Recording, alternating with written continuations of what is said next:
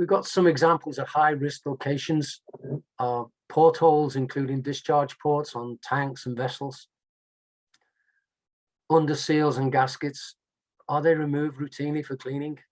My experience, the SOP says it should be, and in reality, it sometimes isn't. Baffles in blenders are difficult to see that they've been cleaned, difficult to actually evaluate the cleaning process. And in terms of sampling, it is extremely difficult, depending on the size of the bin.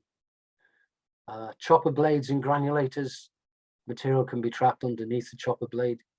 You need to make sure you've cleaned it properly and it's well managed. Dosator or filling needles, we've got narrow orifices, so those type of filling needles and dosator pumps can be a challenge for filling. The easiest ones for dosators might be a peristaltic, where all you're doing is relying on the movement of the tubing to move the pump and pump the solution through. We still have the challenge for filling needles though. Lots of companies have dedicated filling needles for their products because of the challenges of the cleaning. Pipework and tubing, particularly static pipes, hardwired ones, are difficult for cleaning place systems. You can't sample inside those pipes. For tubing and vacuum transfer tubes, you can see them. They may be translucent.